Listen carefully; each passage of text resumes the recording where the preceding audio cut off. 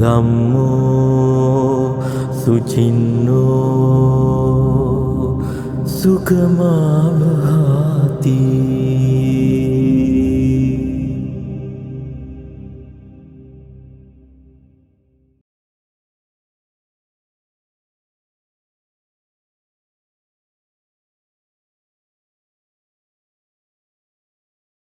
සාදු සාදු සාදු. පූජනීය මහා සංඝරත්නයේ නවසර ශ්‍රද්ධා බුද්ධ සම්පන්න ධර්ම ශ්‍රවණාබිලාෂී පින්වත්නි, විශේෂයෙන්ම වස්තු මාසයේ මූලික කොටගෙන සිඩි නගරේ කාලින්පඩ් විදර්ශනා බෞද්ධ විහාරස්ථානයේ මගින් පවත්වන්නට යෙදෙන්නා වූ ඒ කටින මහා පින්කම මූලික කොටගෙන පවත්වන වස්සාන ධර්මදේශනා මාලාවේ අද දවසේදී නවවන දේශනාව පවත්වන්නට සූදානම් වෙන්නේ.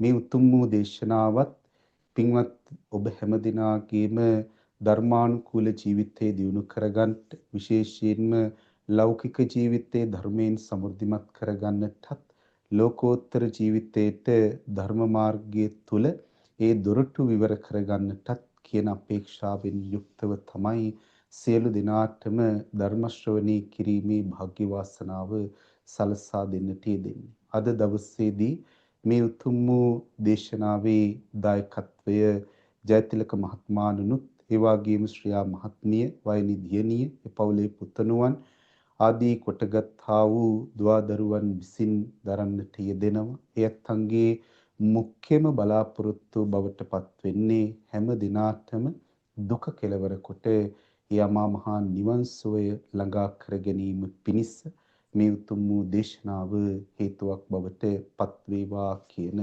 උතුම් වූ අරමුණ. පින්වත්නි, අද දවසේදී මේ උතුම් වූ දේශනාව දේශනා කිරීම සඳහා අපි තාමත්ම ගෞරවනීය ස්වාමීන්ද්‍රයන්න් වහන්සේ නමකට ආරාධනා කරන්නට යෙදුණා. අපේ අතිපූජනීය ස්වාමින් වහන්සේ දැන් අපත් සමග සම්බන්ධ වී සිටිනවා. මේ උතුම් වූ දේශනාව දේශනා කිරීම සඳහා මහා සංඝරත්නයත් විදර්ශනා බෞද්ධ විහාරස්ථාන කමිටුවත් අප විසින් ආරාධනා කරන්නට යෙදුණු අපේ හාමුදුරුවෝ පින්වන්ත ඔබ බොහෝ දෙනෙක් හඳුනන ස්වාමීන්ද්‍රයන්න් වහන්සේ නමක් හැටියටත් ස්වාමින් වහන්සේ තමන්ගේ ජීවිතේ කැප කරමින් බොහෝ ඇත්තන්ගේ යහපත පිණිස ධර්මයේ දේශනා කරන ස්වාමීන්ද්‍රයන්න් වහන්සේ නමක් හැටියටත් ශ්‍රී ලංකාව මූලික කොටගෙනත් ඒ වගේම දෙස් විදෙස් බෞද්ධ ජනතාවගේ සිත් සතන් සෝපත් භාවයට පත් කරන්නට යෙදෙනවා. අද දවසේදී අප ආරාධනාව පිළි අරගෙන, ඒ ආරාධනාව නිහතමානීව භාරගෙන අප වෙනුවෙන් මේ ධර්මානුශාසනාවන් දේශනා කිරීම සඳහා සම්බන්ධ වන්ට යෙදුණු අතිපූජනීය ස්වාමීන්ද්‍රයන්න් වහන්සේ, අභිධර්ම විශාරද ත්‍රිපිටකාචාර්ය පූජ්‍ය දිගන සුගත වංශ ස්වාමීන්ද්‍රයන්න් වහන්සේ, පූජනීය මහා සංඝරත්නය මේ උතුම් වූ දේශනාව සඳහා නමස්කාර පූරකව පිළිගන්නා අතරම පින්වත් දායකකාරකාදී සෑම සියලු දෙනාම අතිපූජනීය ස්වාමීන්ද්‍රයන්න් වහන්සේ පිළිගැනීමක් හැටියට ශබ්ද නගා සාදුකාරයන් පවත්වන්න.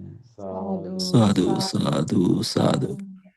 මෙතෙන් පටන් අපේ අතිපූජනීය දිගන සුගත වංශ ස්වාමීන්ද්‍රයන්න් වහන්සේට උපකෙරෙහි කරුණාවෙන් ඒ උතුම් වූ ධර්මානුශාසනාවන් සිදු කර දෙනමින් ගෞරවයෙන් ආරාධනා කර සිටිනවා. නැවත වතාවක් සාදුකාරයන් පවත්වන්න. සාදු සාදු සාදු. තෙරුවන් සරණ. ඇහෙනවද මාව? ඇහෙනවා අපේ හැමදෙරණි. සමන්ත චක්කවාලේසු අත්‍රා ගච්ඡන්තු දේවතා සද්ධම්මං මුනි රාජස්ස සුනන්තු සග්ග මොක්ඛදං ධම්මස්සවන කාලෝ අයං භදන්තා ධම්මස්සවන කාලෝ අයං භදන්තා ධම්මස්සවන කාලෝ අයං භදන්තා නමෝ තස්ස භගවතෝ අරහතෝ සම්මා සම්බුද්දස්ස නමෝ තස්ස භගවතෝ අරහතෝ සම්මා සම්බුද්දස්ස නමෝ තස්ස භගවතෝ අරහතෝ සම්මා සම්බුද්දස්ස ඉති ඉමස්මින් සති ඉදං හෝති ඉමස්සුප්පාදා ඉදං උප්පච්චති ඉමස්මින් අසති ඉදං න හෝති ඉමස්ස නිරෝධා ඉදං නිරුච්චති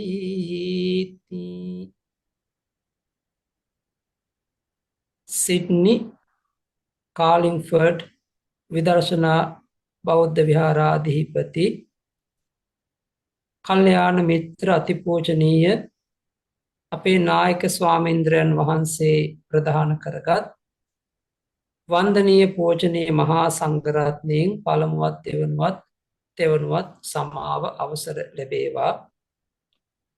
ශ්‍රද්ධාවන්ත වාසනාවන්ත සුපින්වතුනි, අද දවසේ මේ විදර්ශනා භාවනා මධ්‍යස්ථානයේ කේන්ද්‍ර කරගෙන වස්සාන කාලේ නිමිති කරගත් වටිනා ධර්ම දානමය පින්කමක් වෙනුවෙන් තමයි මේ සදහැවත් සෑමදෙනාම පූජනීය අපේ හැඳල සෝමසිරි නායක ස්වාමීන් වහන්සේ ප්‍රධාන කරගත් මහා සංඝරත්නය පෙරමුණේ තබාගෙන මේ සිදු කරන්න සෝදානම් වී සිටින්නේ. විශේෂයෙන්ම අද මේ ධර්ම දේශනාවෙහි දායකත්වය පින්වත් ඒ ජයතිලක මහත්මයා ශ්‍රියා මහත්මිය ඇතුළු පවුලේ දුවදරුවන් සියලු දෙනාගේ දායකත්වයත් ඒ වගේම භාවනා මධ්‍යස්ථානයේ සහ සම්බන්ධ සියලුම දායක සුපින්වතුන්ගේ සහ සම්බන්ධතාවය ඇතුව තමයි මේ වටිනා පින්කම සිද්ධ කරන්නේ. පින්වතුනි, අද අපි මේ මාතෘකා කරගත්තේ බුදුරජාණන් වහන්සේ පටිච්ච සමුප්පාද ධර්මය විග්‍රහ කරන අවස්ථාවකදී අනුලෝම පටිච්ච සමුප්පාද මාතෘකාවක්, පටිලෝම පටිච්ච සමුප්පාද මාතෘකාවක් වශයෙන් ඒ කතා කරන ඉදිරිපත් කරන ඒ දේශනාවෙහි ආරම්භක සූත්‍ර පාඨ දෙකක් මේ ඉදිරිපත් කරගත්. විශේෂයෙන් මෙම සූත්‍ර පාඨ දෙක සූත්‍ර පිටකයෙහි කුද්දක නිකායේ උදාන පාළියෙහි ඒ බෝධි වර්ගයට අයිති ඒ පඨම බෝධි සූත්‍රාදී සූත්‍ර දේශනාවල අන්තර්ගත වෙනවා. තථාගත සම්මා සම්බුදු පියාණන් වහන්සේ සම්මා සම්බුද්ධත්ව ප්‍රතිලාභයෙන් පසු මේ ලෝකයට ප්‍රකාශ කළ පළමු බුද්ධ වචනය ඔබට අපට සිහි කරගන්න පුළුවන්. අර අනේක ජාති සංසාරං සන්දහා විස්සං අනිප්පිසං ආදී ගාථාවන් තුලින් ප්‍රකාශ වුණා දීර්ඝම සංසාරයේහි අතරක් නැර ඇවිද්දා මේ පංචස්කන්ධයේ නැමැති ගෘහය සකස් කරන වඩුවා සොයාගෙන අවසානයේ වඩුවා සොයාගත්ත ඔහුගේ ගරාන්දි සියල්ල බිඳ දැම්වා. සංසාර ගරාන්දි සියල්ලක් බිඳ ඉවත් කරමින් සංසාරයෙන් එතර වුණා. නැවත උප්පත්තියක් නැති බව බුදුරජාණන් වහන්සේ ප්‍රතිඥා දුන්නා. මෙන්න මෙවැනි දේශනාවලදී භාග්‍යතුන් වහන්සේ ඉති ඉමස්මින් සති ඉදං හෝති, මෙය ඇති කල්හි මේ දේ සිද්ධ වෙනවා. එකෙන් අදහස් කරන යමක් ඇති කල්හි යමක් සිද්ධ වෙනවා, යමක් හට ගන්නවා.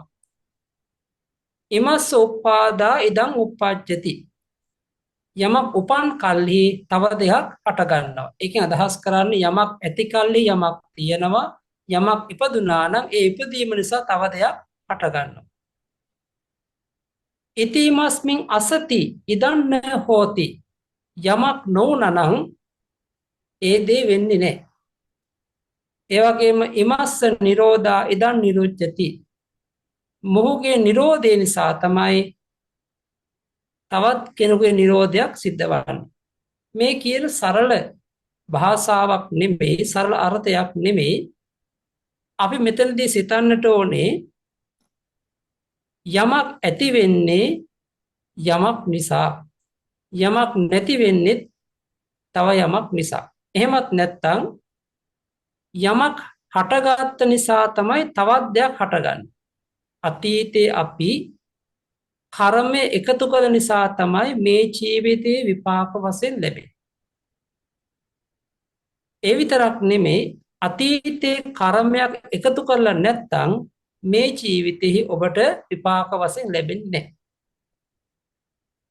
දැන් මෙහෙම හිතන්න මේ අදහසට.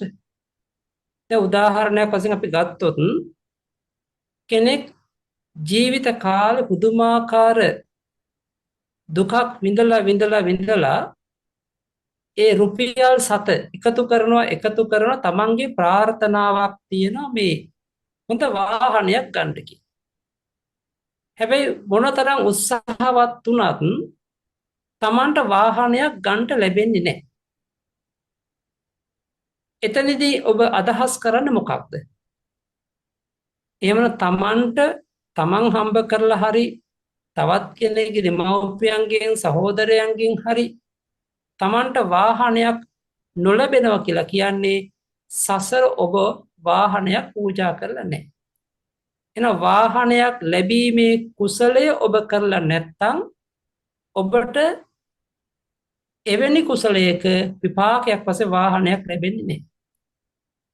ඔබ වාහනයක් ලබන්න කුසල් කරලා තියෙනවා නම් අතීතේ ඔබට අනිවාර්යයෙන් මේ ජීවිතේ වාහනයක් ලැබෙන්න පුළුවන්. ඒකයි කියන්නේ යමක් ඔබ කරලා තියෙනවා නම් ඒ දේට අනුව ඔබට ඒ දේ ලැබෙනවා. යමක් ඔබ කරලා නැත්නම් ඒ දේට අනුව ඔබට ඒ දේ ලැබෙන්නේ නැහැ. ඒ විතරක් නෙමෙයි. ඒ නිසා බුදුරජාණන් වහන්සේ වදාරන්නේ යමක් නිරෝධ වෙනා නම් ඒ නිරෝධ වීම නිසා නැවත උප්පත්තියක් ගෙන දෙන්නේ නැහැ.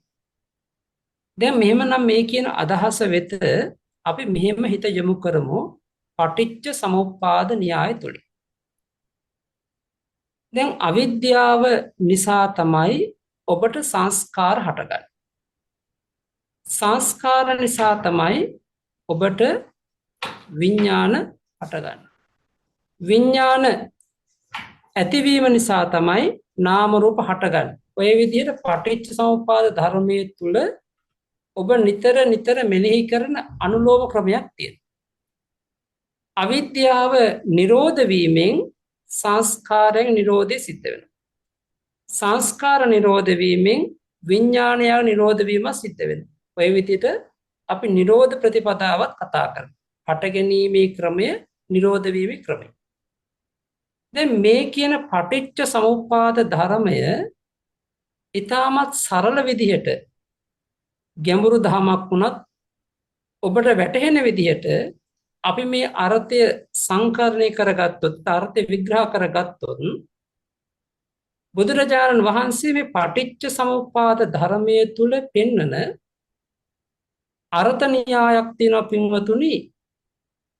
අතීත, වර්තමාන, අනාගත කියලා කාල තුනකට බෙදලා. මේක එක ණය ක්‍රමයක්. අතීතයේ ඔබ එකතු කරගත්ත කර්ම ක්ලේශ මත තමයි නැත්නම් වට්ටගාමිනී කර්ම මත තමයි ඔබට මේ ජීවිතේ විපාක ලැබෙන්නේ.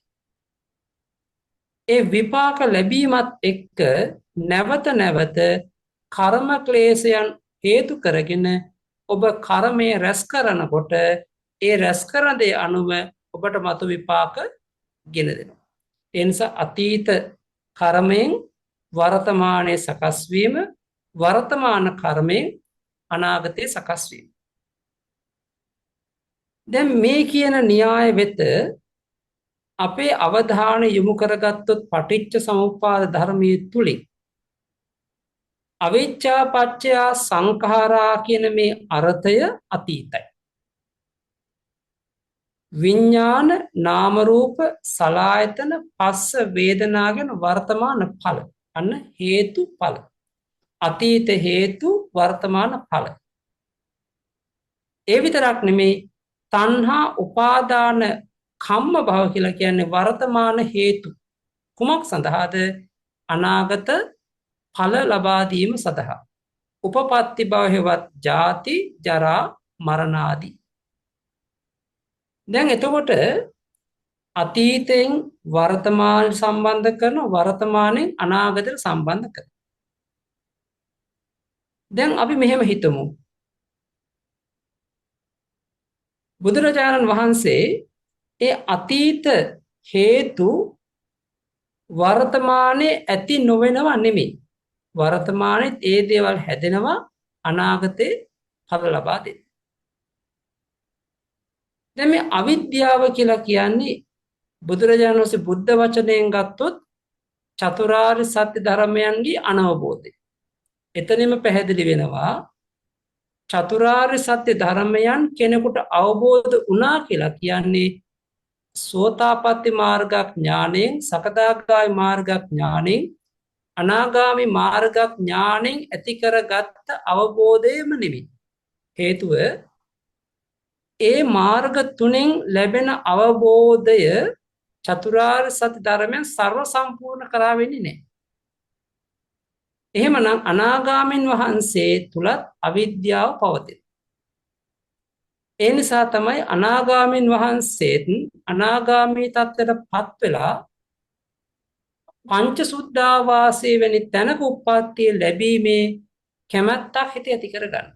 අන්න එතනම පැහැදිලි වෙනවා ඒ ඇති කරගන්න කැමැත්ත, ඒ ඇති කර ගැනීමේ බලාපොරොත්තුව තමයි අපිට තේරෙන වචනෙන් ගත්තොත් අවිද්‍යාව කියලා කියන්නේ. එහෙමනම් අරිහත් මාර්ග ඥානය ලැබූ ශරණයෙන් චතුරාර්ය සත්‍ය අවබෝධ වෙනවා, අවිද්‍යාව සම්පූර්ණයෙන් ප්‍රහීන වෙනවා, බලාපොරොත්තු ප්‍රාර්ථනා සියල්ල බිඳෙනවා. දැන් එහෙමනම් ඔබට අපට හැමදෙනාටම මේ ලෝකේ අවිද්‍යාව තියෙන්නේ කාටද නැද්ද කියලා ඔබ හොඳින් බලන්න. අවිද්‍යාව කියලා කියන්නේ පින්වතුනි තම තමන්ගේ බලාපොරොත්තු ප්‍රාර්ථනාව. දැන් මේ බලාපොරොත්තුව ප්‍රාර්ථනාවක් ඔබට මට ඇති වෙන්නේ ඇයි? මා තුල අවිද්‍යාව තියෙන නිසායි. චතුරාර්ය සත්‍ය ධර්මයන් අවබෝධ වෙලා නැති නිසායි. චතුරාර්ය සත්‍ය ධර්මයන් අවබෝධ කරගත රහතන් වහන්සේට බලාපොරොත්තු ප්‍රාර්ථනා නැහැ. උන්වහන්සේට නැවත භවයක් ගැන හෝ ඒ වගේම නැවත නැවත මේ සංසාරේ ගමනක් ගැන හෝ ආත්මයක් ගැන හෝ කිසි බලාපොරොත්තුවක් නැහැ. එහෙමනම් බලාපොරොත්තුව ප්‍රාර්ථනාවක් තියෙන මේ අවිද්‍යාව හේතු නිසා තමයි ඔබ සංඛාර එකතු කරන්නේ. කුසල අකුසල් එකතු කරන්නේ. පින්පව එකතු කරන්නේ. දැන් සංඛාර කියනකොට තථාගත බුද්ධ වචනයෙන් ගත්තොත් ඒක පුඤ්ඤාවි සංඛාර, අපුඤ්ඤාවි සංඛාර, ආනෙන්ජාවි සංඛාර, කාය සංඛාර, වචී සංඛාර, චිත්ත සංඛාර බෙදෙන. හැබැයි මේක පොදුවේ ගත්තොත් සංඛාර කියලා කියන්නේ කුසල අකුසල චේතනා. එහෙමනම් මේ කුසල අකුසල චේතනාව පමණයි සංඛාර කියලා ගන්න. දැන් කෙනෙකුට හිතෙන්න පුළුවන් චේතනාව සංඛාර කියලා ගත්තොත් විපාක ක්‍රියා සිත්වලත් ඇතිවන චේතනාවක් තියෙන. හැබැයි ඒ චේතනාව අපි මෙතන සංඛාර කියන්නේ නැහැ. සංඛාර කියන ඔබ රැස් කරගන්නදී කයෙන් වචනයෙන් සිතින් අර කුසල් අකුසල් වශයෙන් යම් ක්‍රියාවන් සිදු කරලා එකතු කරගන්න යම් කිසි කර්මයක් තියෙනවා නම් ඒ එකතු කරගන්න දේ තමයි සංඛාර. ආයෝහන සංඛාර එකතු කිරීම රැස් කිරීම තමයි සංඛාර කියලා කියන්නේ. දැන් එහෙමනම් මේ එකතු කරගන්න සංඛාරයන්ට අපි නමක් කියනවා. මේකට කියනවා කම්ම විඥාන කියලා. ඔන්න මතක තියන්න කම්ම විඥාන. කම්ම විඥාන කියලා කියන්නේ කර්මය. එහෙමත් නැත්නම් අපි මේකට පුළුවන් ප ဋ ාණ දේශනාවෙහි එක් අවස්ථාවක් කියවෙනවා කුසල කුසලං කම්මං විපාකානං කන්දානං කටත්තාච රූපානං කම්ම පච්චයේන පච්චය. කුසල කුසලං කම්මං කියලා කියන්නේ කුසල කුසල කර්මය. කුසල කුසල චේතනාව. රැස් කරගත්ත දේ. එහෙනම් මේ කියන සංකාර. විපාකානං කන්දානං විපාක වූ ස්කන්ධයන්ට ඒ විතරක් නෙමේ කටත්තාච රූපානං කර්මජ රූපයන්ට. දැන් එහෙමනම් ඔබට අර්ථවත් වෙන්නට ඕනේ කුසල කුසලං කම්මං කියන්නේ සංඛාරණං විපාකානං කන්දානං කියලා කියන්නේ විඥාන නාම රූප ඇතුළු මේ ධර්මතා සමුදාය තමයි විපාකානං කන්දානං කටත්තාච රූපානං කියන්නේ.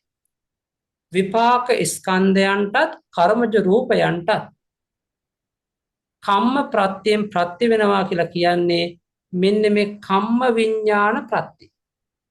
එතකොට මේ සංඛාර කියන කම්ම විඥාන හේතුවෙන් තමයි ඔබට ඊළඟ භවයෙහි ප්‍රතිසන්දි නාමස්කන්ධ සමග ප්‍රතිසන්දි කර්මජ රූප හටගන්න.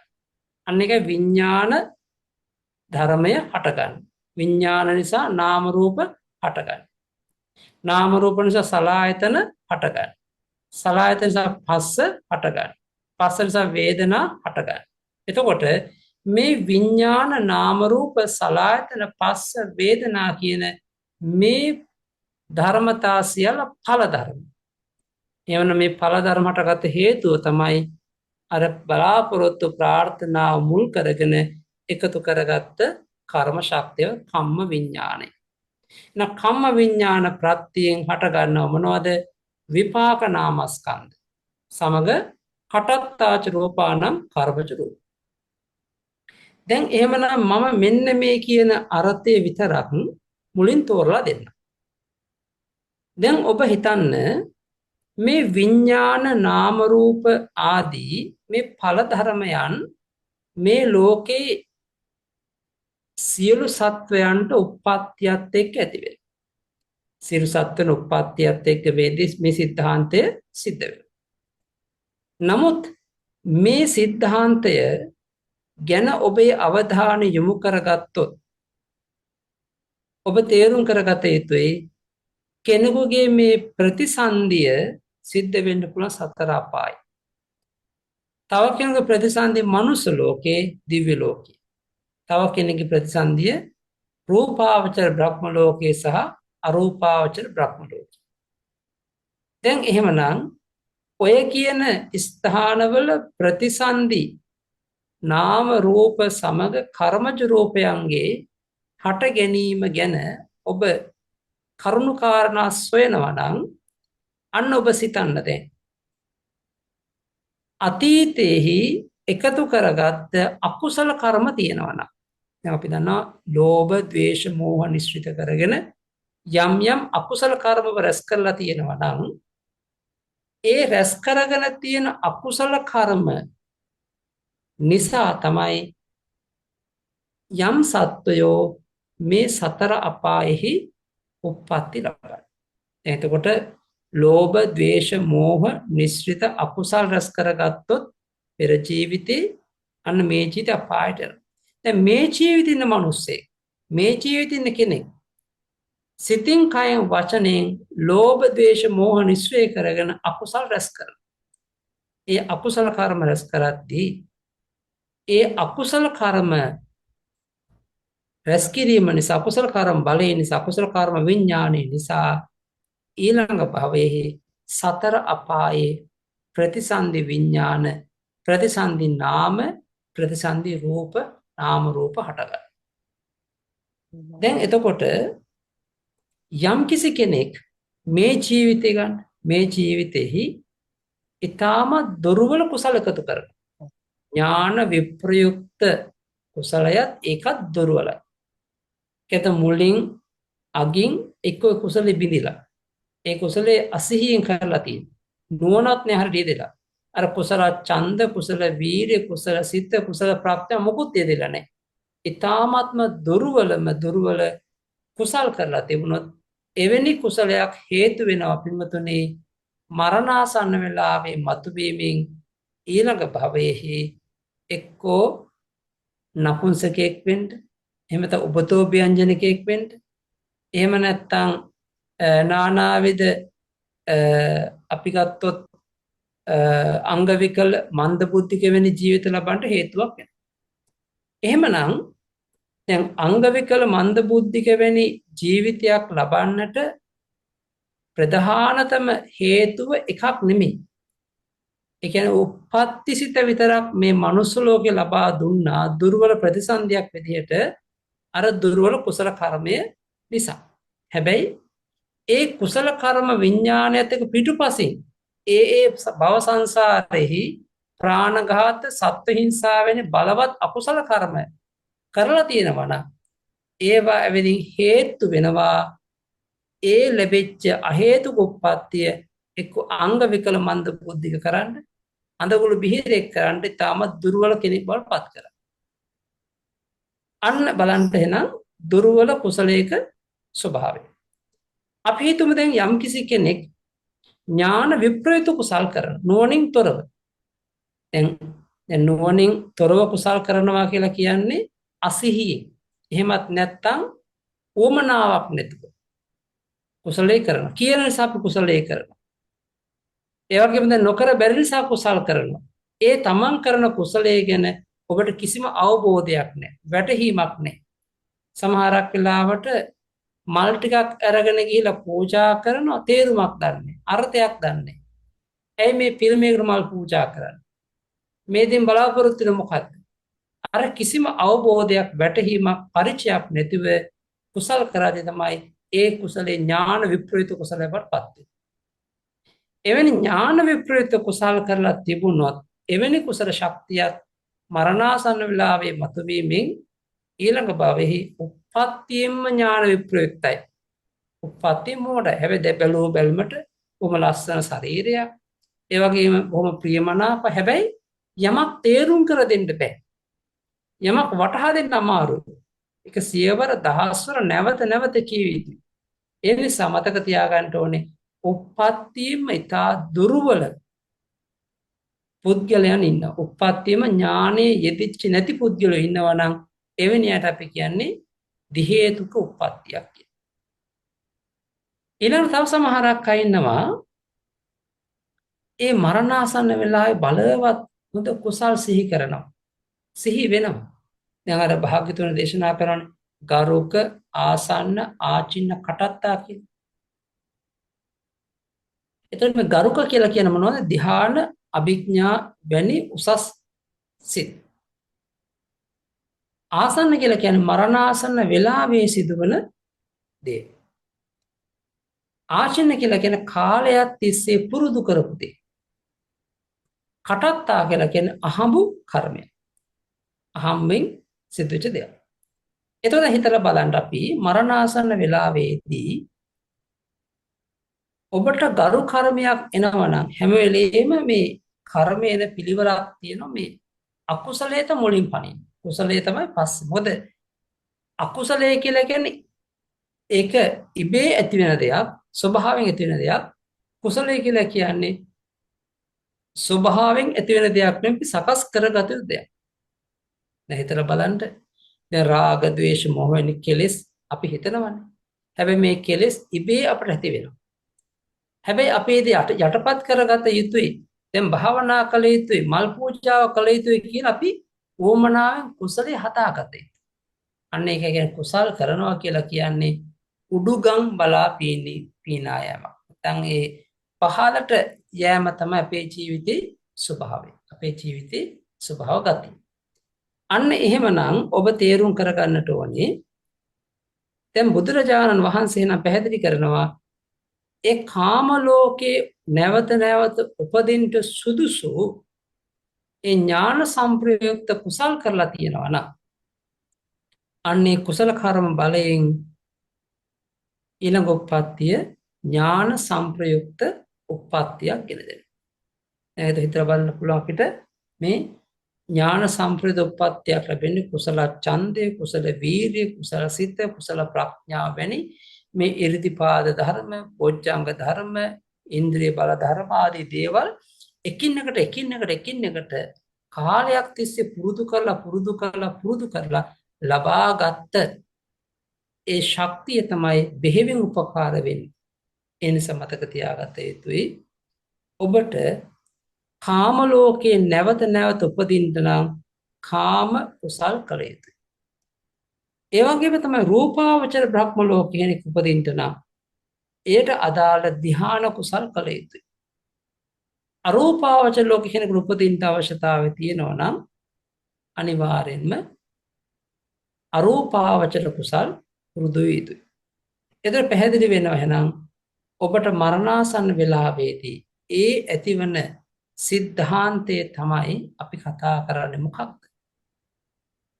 කම්ම විඥානය කියලා. එහෙනම් කම්ම විඥාන ප්‍රත්‍යයෙන් තමයි විපාක විඥාන හටගන්නේ.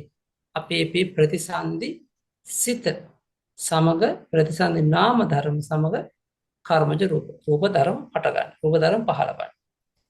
අන්න ඒ අනුව ගත්තහම දැන් අපි බලමු දිව්‍ය ලෝකේ කෙනෙක් උප්පත්ති ලබනවා. දැන් දිව්‍ය ලෝකෙ උපදින්න සුදුසු ත්‍රි හේතුක හොඳ කුසලයක් කරලා තියෙනවා. මල් පූජාවක් හරි පහන් පූජාවක් හරි කරලා තියෙනවා. එතකොට ඒ කුසල කර්මය මරණාසන්න වෙලාවේ මතුවීමෙන් හොඳ මහේශාක්‍ය ජීවිතයක් ලබනවා. එතකොට බලන්න පුළුවන් ඔබට ඔබේ ජීවිතය මහේශාක්‍ය ජීවිතයක් ලැබුණු කෙනෙක් අපි නිතර සසඳනවානේ. දැන් අපි දන්නවා අපිට වඩා ආයුෂින් වැඩි කෙනෙක් දකින්නකොට වර්ණයෙන් වැඩි කෙනෙක් දකින්නකොට ඒ වගේම සැපයෙන් බලයෙන් ඒ වගේ යාන වාහන වලින් සල්ලි මිල මුදල් වලින් අපට වඩා ඉස්සරහින් ඉන්න අය දකින්නකොට අපි හැම වෙලේම සසඳන්න බලන. එක්ක මට තියෙන මට නැහැ. දැන් Tamanට තියෙනවා කියලා කියන්නේ Taman සතුටු වෙන්න ඒ දේවල් ලබන්න සුදුසු කර්ම මං අතීතේ රෝපණය කළ නිසා මට ඒ දේ ලැබෙනවා. Tamanට නොලැබුණු දේවල් තියෙනවා මේ ලෝකේ. නොලැබුණු දේවල් අපි කොච්චර උත්සාහවත් වුණත් ලැබෙන්නේ නැහැ. හේතුව තමයි අපි ඒ දේවල් ලබන්න සුදුසු කර්ම කරලා නැතුව ඇති. අන්න ඒ අනුව හිතලා කල්පනා කරලා ඔබ එහෙනම් දැන් මේ ප්‍රතිසන්දි විඥානයේ සමග ප්‍රතිසන්දි නාම රූපයන්ගේ හට ගැනීම එක න්‍යායක් යටතේ පැහැදිලි කරන්නම් දැන් මට පහසුයි අපි ගැන. ඒ කියන්නේ අපේ මේ මනුස්ස ලෝකේ මිනිස්සෙක් විදිහට මනුස්ස ලෝකේ ජීවත් වෙන කෙනෙක් හැටියට අපි ගත්තොත් අපි කොහොමද මේ මනුස්ස ජීවිතය තුලින් මේ පටිච්ච සමුප්පාදේ දකින්නේ කියලා. ඒක පටිච්චසමුප්පාද වර්ග දෙකක් තියෙන බව මතක තියාගන්නට ඕනේ. මේ ඒක චිත්තක්කනික පටිච්ච සමුප්පාදේ සහ අතීත වර්තමාන අනාගත කියන මේ භවත්‍රයේ ගලපන පටිච්ච සමුප්පාද. එතකොට දැන් එහෙනම් පැහැදිලි වෙනවා පටිච්චසමුප්පාද වර්ග කීයක් තියෙනවද? දෙකක් තියෙනවා. ප්‍රධාන වශයෙන්.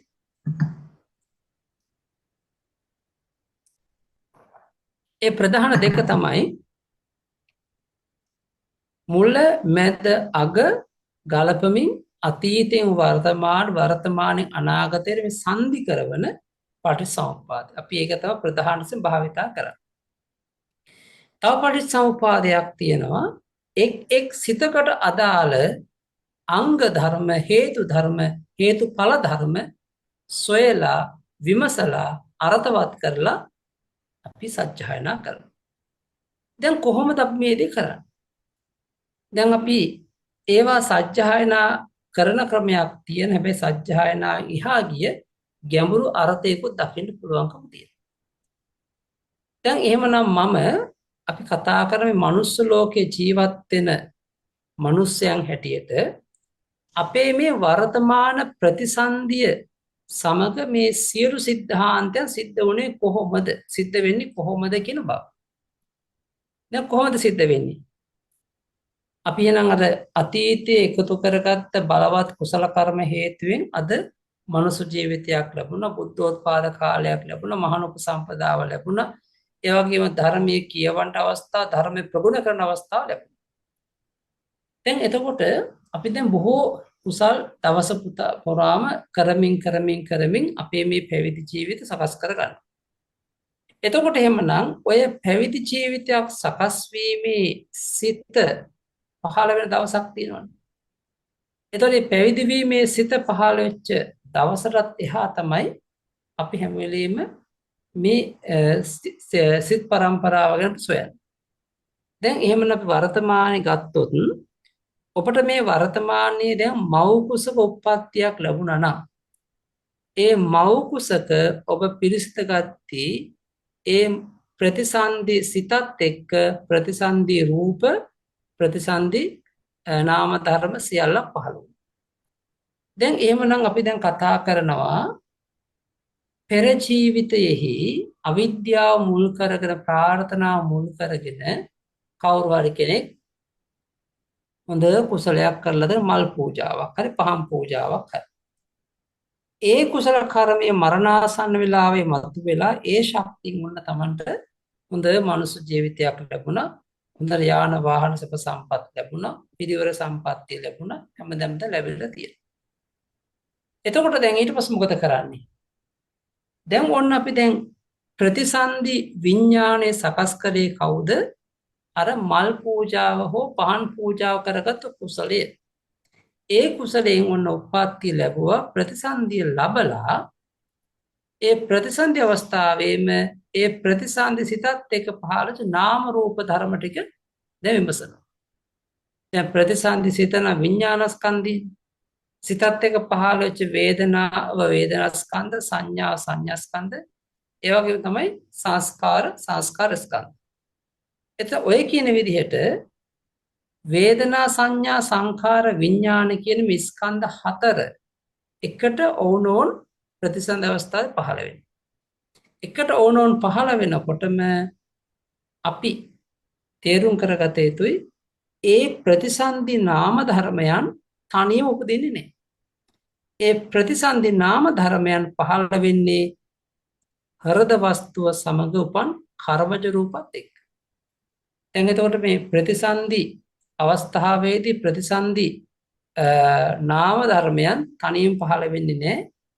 මුකුත් නැති තැනක පහළ වෙන්නේ නැහැ. අපි ජීවත් වෙන පංචවෝකාර භවය නිසා පංචස්කන්ධය ප්‍රතිබෙන් නිසා රූපය හදේ රූපය සමග තමයි ඒ ප්‍රතිසන්දි නාමස්කන්ධ පහළ වෙන්නේ. හදේ රූපේ සමග. දැන් එතකොට හිතලා බලන්න. දැන් ඔය හදේ රූපය විතරක් පහළ වෙන්නේ නැහැ. ඒ ප්‍රතිසන්දි සිතයි හදේ රූපයයි දෙක පෙරපසු නොවි එකවර පහළ වෙන්නේ. අපි ඒකට කියනවා ඕනෝන් එකට සම්බන්ධ වෙලා ඉපදුනේ කියලා. ඕනෝන් උපකාර කරන. ඒ නාමය රූපයට රූපේ නාමයට එකතු වෙලා තමයි ඒ ප්‍රතිසන්දි අවස්ථාව සිද්ධ වෙන්නේ. එතකොට මේ හදේ රූපය සමග මේ මොහොතේම කර්මජ රූප කලාව පහළ වෙනවා. දැන් අපි ගත්තොත් මතකයි මීට පෙර මං කිව්වා දුර්වල කුසලයක් ආවොත් මරණාසන්න වෙලාවේදී එයා උප්පත්ති ලබනවා නපුංසක උපතෝ ව්‍යංජනක වෙන්නේ ආත්මෙ වෙන්න පුළුවන් අංග විකල ජීවිත වෙන්න පුළුවන්. එවැනි අවස්ථාවලදී ඔබට පුළුවන් බලන්න ඔහුට භාව රූපයක් පිහිටලා නැහැ කියලා කියන හරියට ඔහු ස්ත්‍රීක් වෙන්නෙත් නැහැ පුරුෂයෙක් වෙන්නෙත් නැහැ. එහෙමනම් ඒ භාව රූපය නැතුව උප්පත්ති ලැබුණොත් ඒ උප්පත්ති අවාසනාවන්ත. එයාට නිවන් දකින්න බෑ. තව සමහරක් ඉන්නවා ඒ ප්‍රතිසන්දි අවස්ථාවේදීම ඒ ප්‍රතිසන්දි නාම ධර්මයන් සම රූප ධර්ම උපදින. කර්මජ කලාව ගත්තොත් වත්තු දසකය ඒ වගේම භව දසකය සහ කාය දසකය. එතකොට මේ වත්තු දසකය කියන්නේ හදේ රූපය ඇතුළු රූප 10ක්. කාය ප්‍රසාදේ සම රූප 10ක් කාය දසක. ඒ වගේ ස්ත්‍රී පුරුෂ භව රූපේ සම රූප 10ක් භව දසක. ඔන්න රූප 10 මිටියක් පහළ. එතකොට නපුංසකයෙක් නම් උපතෝ ව්‍යංජනයෙක් නම් විශේෂ නපුංසකයෙක් නම් භව රූප හැර පහළ වෙනවා. ඊට පස්සේ මොකද වෙන්නේ? දැන් එතකොට අපි දැන් ඔන්න දකින්න තේරුම් ගන්නවා නාම රූප. ප්‍රතිසන්දි විඥානයේ තමයි ප්‍රතිසන්දි සිත විපාක විඥානේ.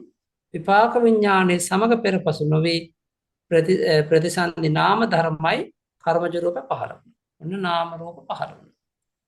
දැන් ඊට පස්සේ බලන්න පුළුවන් අපිට නාම රූප ප්‍රත්‍යයෙන් සලආයතන හට ගන්නවා කියන එකේ පොදු අර්ථය. හැබැයි එතනදී අපිට පුළුවන් ධර්මයේ විස්තර කරනවා නාම රූප පත්‍ය චට්ඨායතන 6 වෙනි ආයතන හට ගන්නවා. එතකොට මේ 6 වෙනි ආයතනය කියන්නේ මොකක්ද? 6 වෙනි මන ආයතන. මොකද චක්කු සෝත ගහන ජීවා කාය මුලට 6 වෙනි ආයතන මන ආයතන. එතකොට දැන් බලන්න නාම රූප ප්‍රත්‍යයෙන් චට්ඨ ආයතන 6 වෙනි මන ආයතන පහළ වෙනවා. එතකොට මොකද වෙන්නේ? එතන නාම කියනකොට වේදනා සංඥා සංඛාර සහ රූප කියනකොට මොනවද? රූප කියද්දී කර්මජ රූප. හැබැයි එතනදී මතක තියාගත යුතුයි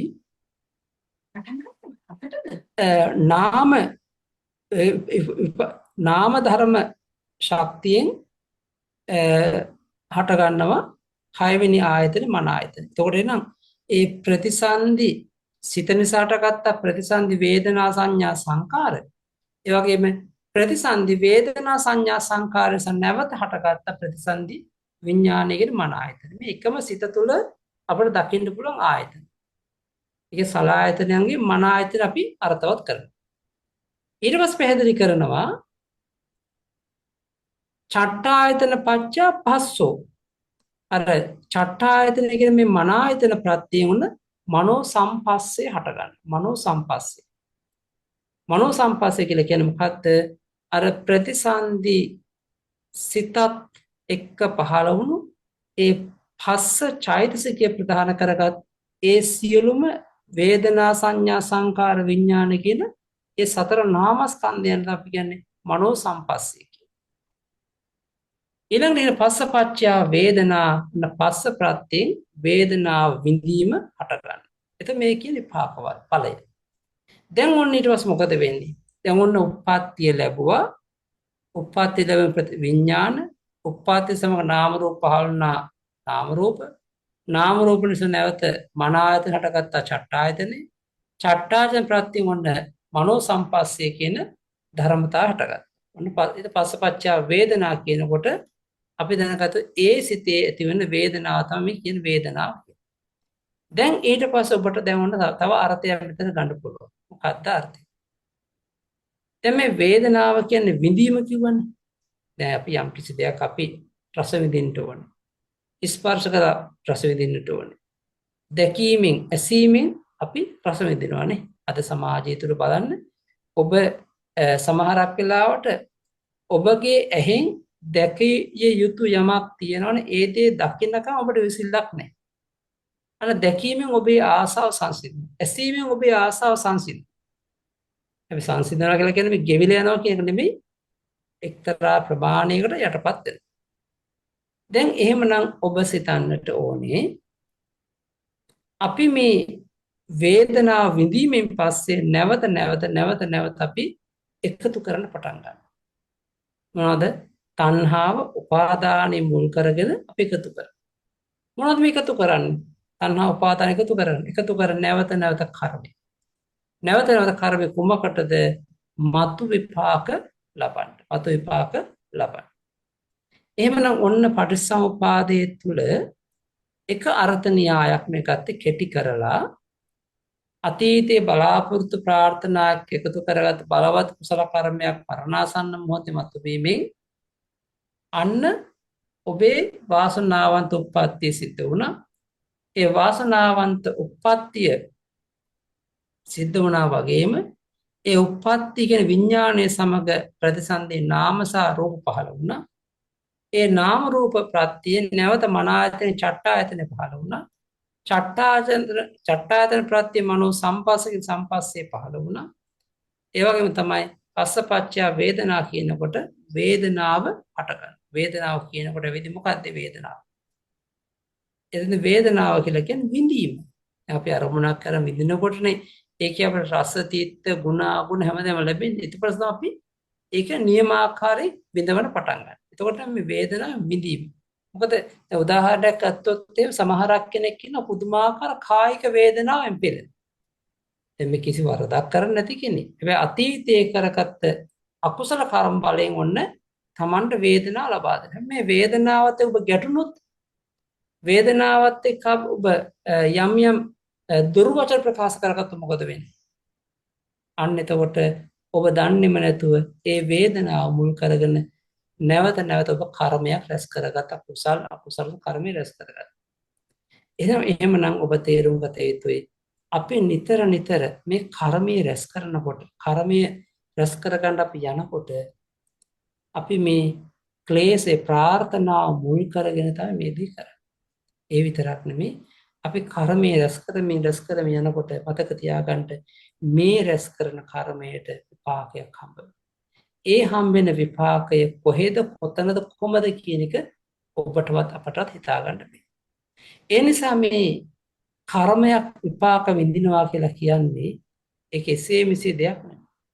ඔබ පුරුදු කරගත්ත බලවත් කුසල යටපත් කරලා, කුසල වීර්ය යටපත් කරලා, කුසල ඡන්දය යටපත් කරලා, කුසාසිත යටපත් කරලා, කුසල ප්‍රඥා යටපත් කරලා තමයි ඔබ නිතර මේ කුසලයේ දිහා ඔබ හිත යොමු කරන්නේ. ඒක පැහැදිලි වෙනවා අපි මේ කුසලයේ වෙත හිත යොමු කරන එකම හිත යොමු කරවීමම අපිට මොනතරම් පහසුවක්ද හිතට. ඒ නිසා ඔබ හැම වෙලෙම ඔබ එකතු කරන ගන්න දේවල් දිහා බලන්න. එකතු කරගත්ත දේවල් දිහා බලන්න. ඒ එකතු කරන කර්මය තමයි ඔබට අවසානයේ ඉතුරු වෙන්නේ. ඒ නරක කර්මය වුණොත් ඔබට නැවත දුගතියක් වෙන්න පුළුවන්. හොඳ කර්ම වුණොත් ඔබට නැවත සුගතියක් වෙන්න පුළුවන්. ඒ නිසා ඔන්න එක ක්‍රමයක් මේ අපි රැගෙන ගියේ සරල ආකාරය. දැන් ඔන්න මම මෙතන තවත් අර්ථයක් ඔබට කියනවා. ඒ අර්ථය තමයි දැන් අපි පටිච්ච සමුප්පාද න්‍යායේ වේදනාව කියලා ගත්තන්නේ මනෝ සම්පස්ස ප්‍රත්‍ය වේදනාව කියලා. ඒක වේදනාව කියලා කියන්නේ භවාංග සිතේ හැටගත්ත වේදනාවම වේදනාව කියලා කියන්නේ. හැබැයි ඒ වුණාට ඔබට පුළුවන් දකින්නට මොකද්ද? මේ පස්සපච්චා වේදනාපච්චා තණ්හා කියන අවස්ථාවට හොඳ උදාහරණයක්. දැන් දරුවෙක් මව් කුසක පිරිසිඳ ගත්තාම මොකද වෙන්නේ? ඒ පිරිසිඳ කරන සමහරක් වෙලාවට සුළු වේලාවකින් ඒ දේවල් නැති වෙලා යනවා.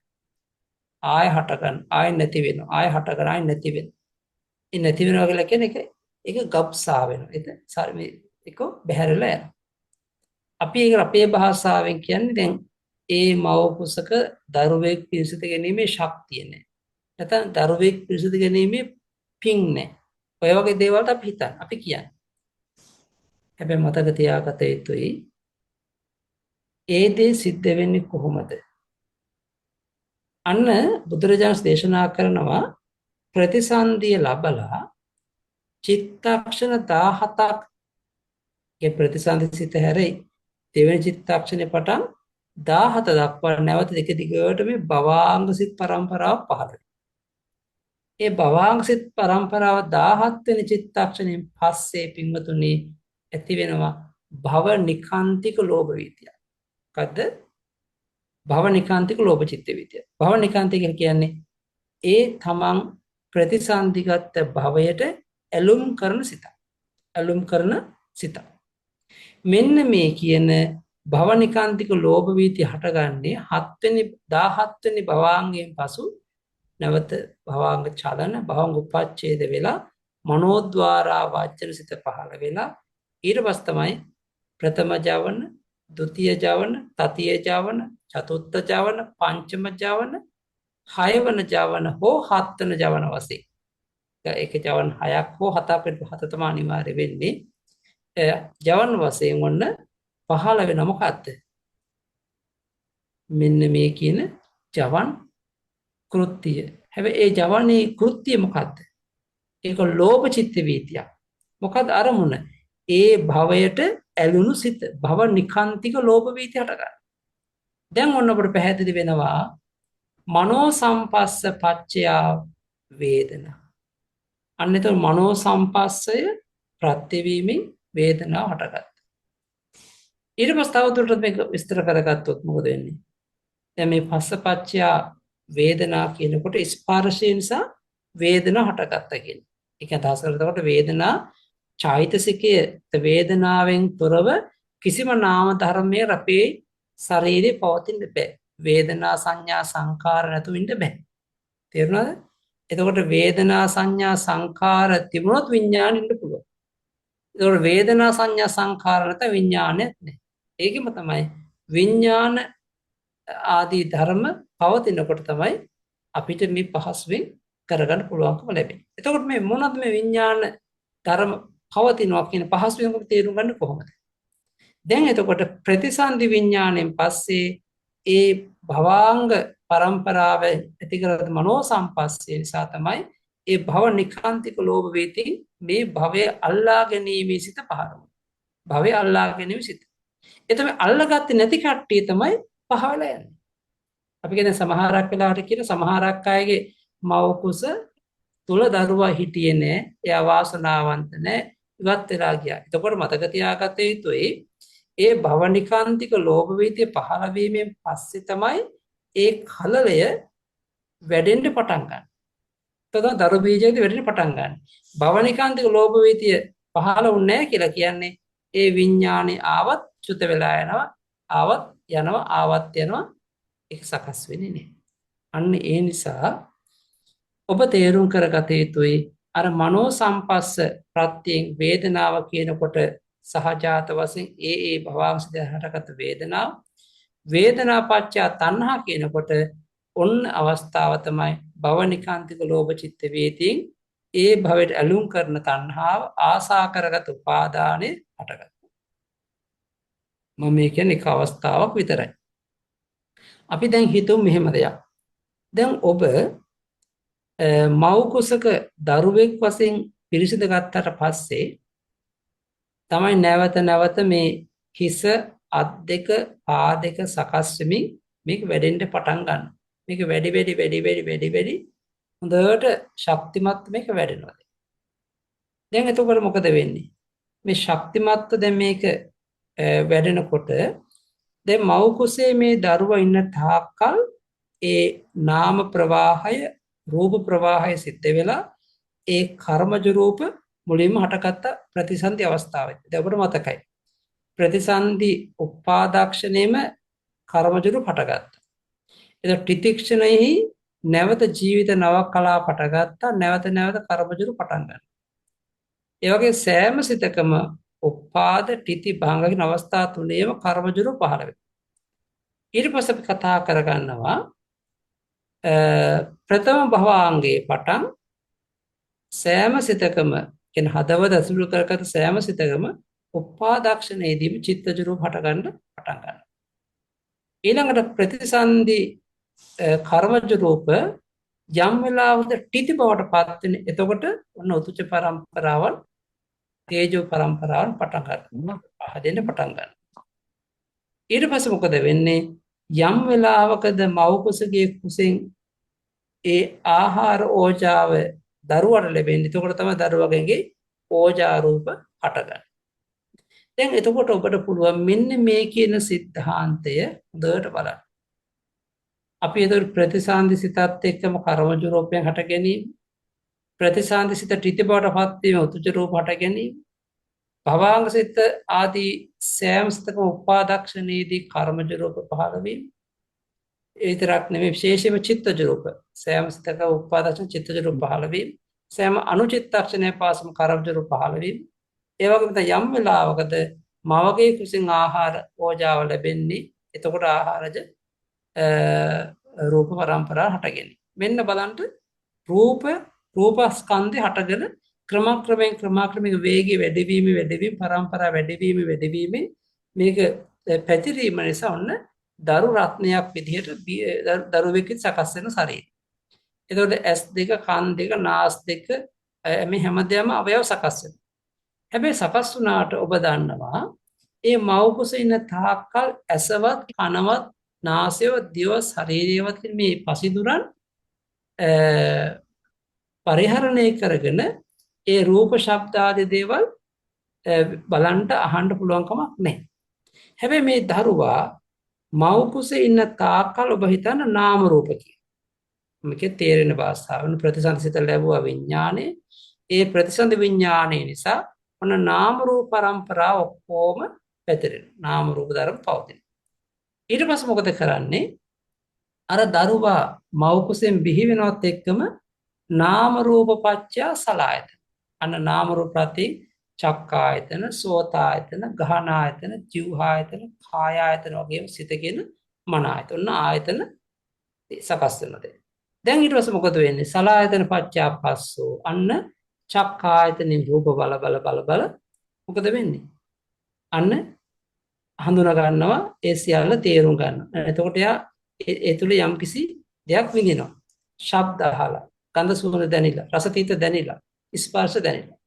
එතකොට මොකද වෙන්නේ? අන්න පස්සපච්චයා වේදනා කියන අර ස්පර්ශ හේතුවෙන් අන්න හට ගන්න වේදනාව. ඒතර ඒ කියන්නේ විඳීම. අරමුණ රස විඳීම. හරිදී හරි හැටියට වැරදිදී වැරදි හැටියට. දැන් ඊට පස්සේ මොකද වෙන්නේ? ඒ වේදනාවත් එක්ක ඒ ඇතිවෙච්ච වේදනාවත් එක්ක එක්කෝ සෝමනස සහගත කුසල එකතු කරනවා. එක්කෝ වේදනාවත් එක්ක දුක්ඛ සහගත අකුසල වෙන්න පුළුවන් මොනවා හරි අපිට එකතු කරනවා. එතකොට දැන් ඔන්න පැහැදිලි වෙනවා ඒ අපි දැන් උප්පත්ති ලැබුවට පස්සේ ඒ ඇතිවෙච්ච සලආයතන පස්ස වේදනාවන් මත අන්න නැවත නැවත අපි කර්ම ක්ලේශ වශයෙන් තණ්හා උපාදාන ආදී හේතු කරගෙන නැවත නැවත අපි කර්මය රැස් කරනවා. නැවත නැවත කර්මය අපි රැස් කරනවා. එතකොට එහෙමනම් මව් කුසක ඉපදුණු අයට සලආයතන පහළ වෙන්නේ නෑ. ඉපදුනාට පස්සේ තමයි සලආයතන සකස් වුණාට පස්සේ තමයි සලආයතන හටගන්නේ. හැබැයි ඒ වුණාට සලආයතන ඕපපාතික අයට ප්‍රතිසන්දි අවස්ථාවෙන් පහළ වෙනවා. අපි දැන් හිතන්නේ දිව්‍ය ලෝකේ උප්පත්ති ලබනවා නම් ඒ ප්‍රතිසන්දි සිතගත් මොහොතේම ලැබූ ක්ෂණයෙම ඒ චක්කු, සෝත, ගාන, જીවහා, කාය, හදේ රූප කියන මේ සියල්ල පහළ වෙනවා. අන්න ඒ නිසා ඔබ මතක තියාගත යුතු වෙනවා, තේරුම් කරගත යුතු වෙනවා. තථාගත බුදුරජාණන් වහන්සේ මේ පටිච්ච සමුප්පාද ධර්මයේ තුලදී අතීත හේතු වලින් වර්තමාන ඵල හටගත්තේ නම් ඔබත් අපිට හැමදෙනාම මේ විඳින්නේ යම් කිසි ඵලයක්. හැබැයි මේ ඵලය සකස් කර ගන්න අවශ්‍ය බීජය අපි අතීතේ රෝපණය කළා තියෙනවා. එතකොට එනම් අතීත රෝපණය කරගත්ත බීජින් වර්තමාන ඵල විඳින ගමන් වර්තමාන නැවත නැවත බීජ සකස් කරන අනාගතේ ඵල විඳින. මෙන්න මේක තමයි පටිච්චසමුප්පාදයේ තුල සරල විදිහට ඔබ අර්ථවත් කරගන්නට ඕනේ. මෙතනදී අපිට තව කරුණක් සිහිපත් කරගත්තොත් ඔබට මේ වෙලාවේ මෙහෙම හිතෙන්න පුළුවන්, අහෝසි කම්මං අහෝසි කම්ම විපාක. ඔබ අතීතයේ කර්මයේ රැස් කළා, ඒ වාගේ විපාක වාර අතීතයෙම විඳලා ඉවර කරා. එකකින් අදහස් කරනකොට සමහරක් අතීත කර්ම ඔබ එකතු කරලා තියෙනවා. ඒ අතීත කර්ම අතීතෙම ගෙවලා ඉවරයි, නැවත ආයි විඳින්න ඉතුරු වෙලා නැහැ. ඒවා සමහරක් අපි කියනවා භවගාමී කර්ම. එහෙමත් නැත්නම් අපි ඒවට කියනවා සමහරක් අය කුසල් කරන පින්වතුනි දැන් ප්‍රාර්ථනාවක් කරන දැන් මම මේ දානේ දීලා මට දිව්‍ය ලෝකේ යන්න. මම මේ දානේ හෝ පින්කම කරලා මට හොඳ මනුෂ්‍ය ජීවිතයක් ලැබෙන්න ඕන. අන්න ඒ වගේ එක ආත්මයකට හෝ දෙකකට සීමා කරගෙන කුසලයේ කරා මොකද වෙන්නේ? ඒ කුසල කර්මයෙන් Tamante ඒ උපරිම සැප දීලා ඒ කුසලය අහෝසි වෙලා යන්නේ නැහැ. මොකද තව ශක්තිය තියෙනවා. හැබැයි ශක්තිය තිබුණාට ඒව මතු වෙන්නේ නැහැ. මොකද තමන්ගේ ප්‍රාර්ථනා බලාපොරොත්තු තිබුණේ ආත්මයක් දෙකක් විතරයි. එතකොට මෙන්න මේවට අපි කියන්නේ භවගාමී කර්ම. ඒවා පාරමිතා කියලා අපි ඒවට කියන්නේත් නෑ. හැබැයි යම්කිසි කෙනෙක් නිවන අරමුණු කරගෙන කුසල් කරනවා.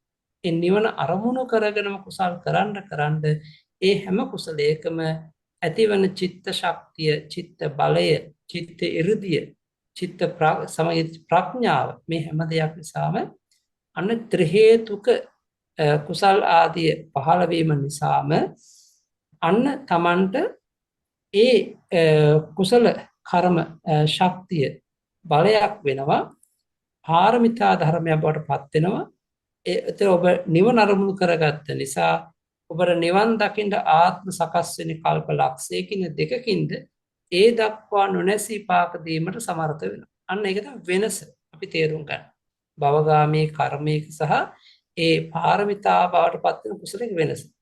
ඉතින් ඒ නිසා අපි මේ සංසාර ගමනේදී ඔබ එකතු කරගත්ත දේවල් අනුව තමයි ඔබගේ අපගේත් මේ ජීවිත සකස් වෙලා තිබෙන්නේ. අපිට මේ අතරතුර වෙනස් කරන්න පුළුවන් කමක් නැහැ. එහෙනම් අතීත කර්මයෙන් සකස් කරගත්ත දේවල් තිබුණා නම් අතීතේ මේවා ගෙවල ඉවර කරපු දේවලුත් තියෙනවා. අහෝසි කම්මං නාහෝසි කම්ම විපාක. අන්න බලන්න. අතීතයේ ඔබ කර්මයේ රැස් කර හැබැයි තාම ගෙවල ඉවර නැහැ. ඒතම පාරමී සීරසින් අතීත එකතු කරගත්ත කර්ම දින නිවන් දකින්න කියලා. එන ඔබ තාම නිවන් දැකලා නැති නිසා ඔබට තව බොහෝ කාලයක් ඒක විපාක විඳින්න පුළුවන්. ඊළඟට අහෝසි කම්මං අත්ති කම්ම විපාක. අන්න අතීතේ ඔබ කර්මයේ රැස් කරපු නිසා ඒ කර්මයට අනුව ඔබට වර්තමානයේ අන්න විපාක පේන්න තියෙනවා. දැන් ඔබට වර්තමාන ජීවත් වෙන හැටියට ඔබට විපාක ලැබෙනවා. ඒ විතරක් නෙමෙයි අහෝසි කම්මං නත්ති කම්ම විපාක. ඔබ අතීතයේ කර්ම රැස් කරලා තියෙන තවමත් ඒව මතුවෙන්නේ නැහැ. විපාක නැහැ. ඒ කියන්නේ ඒවා අතීත කර්මෙ මතු කර ගැනීම උපක්‍රම ඔබ පුරුදු වෙන්නේ නැහැ. ඒ විතරක් නෙමෙයි අහෝසි කම්මං භවිෂ්‍යති කම්ම විපාක. දැන් මේ ජීවිතේම ඔබ මේ මොහොතට කලින් එකතු කරගත්ත කර්ම තියෙන සියල්ලම අතීතයි. දැන් ඒවා අපි අතීත සමීප අතීත. එහෙමනම් එවැනි අතීත කර්ම එකතු කරා හැබැයි ඒ වගේ විපාක ඔබට අනාගතේ ලැබෙනවා. ඒ විතරක් නෙමේ අහෝසි කම්මං නභවිසති කම්ම විපාක. ඔබ අතීතේ කර්මය රැස් කරා. දැන් අපි හිතමු දැන් ඔබ මේ ජීවිතේම කර්ම රැස් කරගත්ත සත්තු මරුවා කියමු අකුසල පැත්තෙන්. කුසල පැත්තෙන් කරා. හැබැයි ඔබ වීර්ය කරලා ඔබ මේ ජීවිතේ රහත් වෙනවා. මේ මොහොතේ රහත් වෙනවා. රහත් වෙනා මොකද වෙන්නේ? ඔබ මේ ජීවිතේ කරගත්ත කර්මය ඔබට අනාගතේ විපාක දෙන්න විදිහක් නැති වෙනවා. දැන් අඟුලිමාල ස්වාමීන් වහන්සේ බලන්න. අන්න ඒ වගේ. ඒ විතරක් නෙමෙයි තවත් ආකාරයක ඔබ තේරුම් ගන්නට ඕනේ. අත්ති කම්මං අත්ති කම්ම විපාකෝ. ඔබ වර්තමානයේ කර්මයක් කරනවා. ඒක කුසල වෙන්න පුළුවන්. හැබැයි ඒ වර්තමාන සිද්ධ කරපුවම ditta ධම්ම වේදිනේ වශයෙන් ඔබට යම් විපාක ලැබෙනවා. විපාක ඔබට පේන්න තියෙනවා. යමක් කරන්න ඔබට පේන්න තියෙනවා. අත්ති කම්මං නත්ති කම්ම විපාකෝ.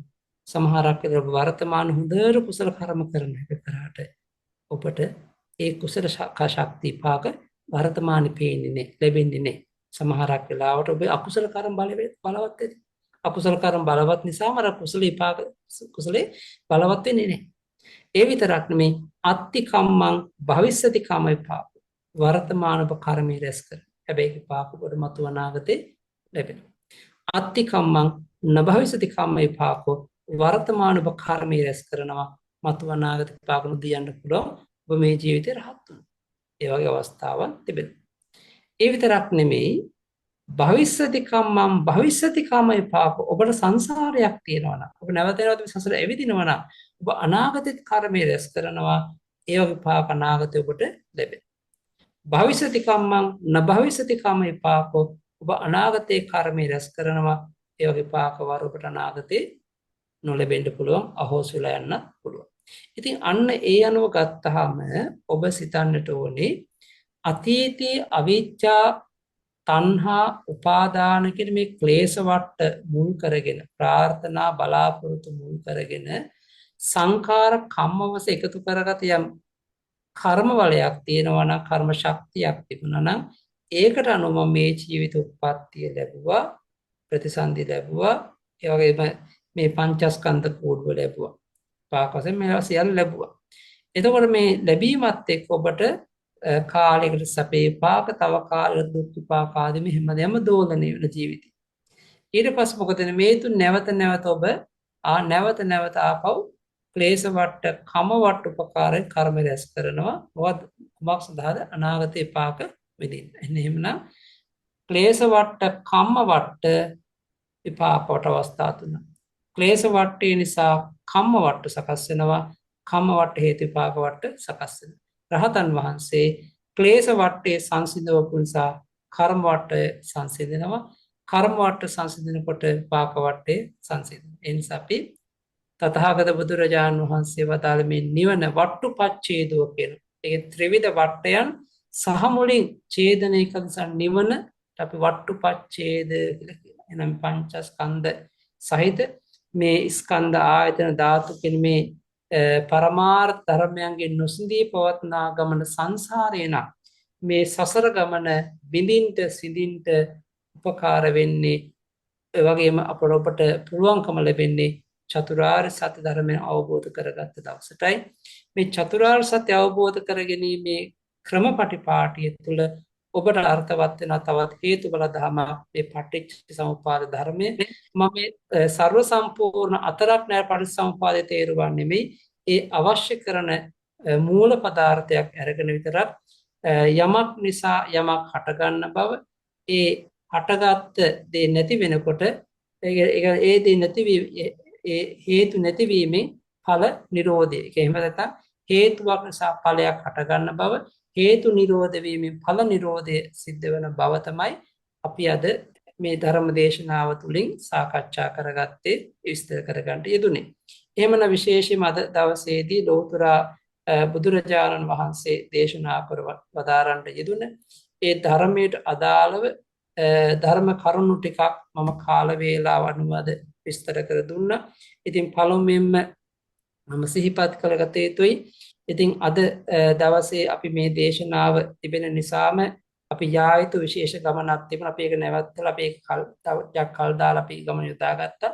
විශේෂයෙන් අපේ නා උයන ආරණ්‍ය සේනාස අපේ ශිෂ්‍ය භික්ෂුන් වහන්සේ නමක් අපවත් වුණා. තවත් භික්ෂුන් වහන්සේ නමක් දැන් රෝහල්ගත වේ ප්‍රතිකාර ලබනවා. ඉතින් සමස්තයක් විදිහට අපේ ශ්‍රී කල්යාණ යෝගා සංස්ථාවේ භික්ෂුන් වහන්සේලා 7 නමක් අපවත් වුණ හදිසි අනතුරෙන් කවුරුත් ඒක දන්නවා.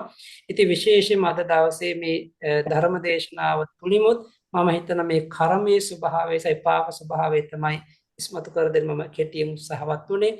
ඒ නිසා පළමුවෙන්ම මේ මොහොතේදී මේ ධර්ම දානමේ කුසල ශක්තිය ඒකාන්තයෙන් අපවත් වේවදාල අපේ සබ්‍රහ්මචාරින් වහන්සේලාට වගේ ශිෂ්‍ය භික්ෂුන් වහන්සේලාටත් ඒකාන්තයෙන් අනුමෝදන් වේවා. උන්වහන්සේලාගේ සාංසාරික ගමන ඒකාන්තයෙන් සමෘද්ධමත් වේවා.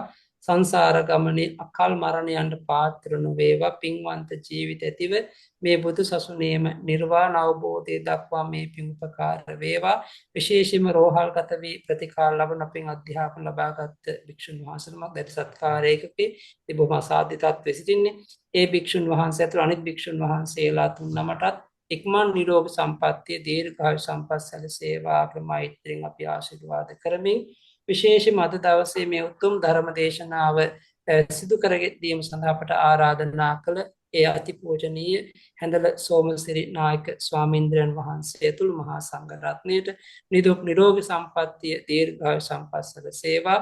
ඒ වගේම විපස්සනා බෞද්ධ විහාරස්ථානයේ කේන්ද්‍ර කරගත් ඒ අද දවසේ මේ උතුම් දේශනාවෙන් දායකත්ව ලබාගත් පින්වත් ජයතිලක මහත්මයා ශ්‍රියා මහත්මිය ඒ දරුවන් ඇතුළු ඒ කල්යාණ මිත්‍ර සියලු දෙනාටත් මේ සජීවී මේ ධර්මයේ ශ්‍රවණය කරගත්ත සෑම දෙනාටමත් සෝම් තාක්ෂණ මගේ සහ සම්බන්ධ පින්වත් සෑම දෙනාටත් මතුවට මේ ධර්මයේ ශ්‍රවණය කරගන්න සෑම දෙනාටත් ධර්මඥාන භාවනා ඥාන ප්‍රතිපත්ති ඥාන මුදුන්පත් වේවා. සුවසේ නිවන් මඟ පාරමී පුරාගෙන ප්‍රාර්ථනා කරන බෝධි වලින් නිවන් දකින්න ලැබේවා. ශාසන ආරක්ෂක ලෝකපාලක ආත්ම ආරක්ෂක ශ්‍රී දේවතා මණ්ඩලයට දෙවියන් සහ සදේවක ලෝකයාට අපටත් සාංසාරික දුකින් අත මිදී අනන්ත බුදු පසේ බුදු මහරහතන් වහන්සේලා අවබෝධ කොට වදාළ අජරාමර නිවනින් සැනසීම දක්වා මේ සියලු පින් ඒකාන්තයෙන් හේතු වාසනා වේවා කියන මේ ආශිර්වාදයෙන් අපි දැන් පුණ්‍යානුමෝදනා කරමු.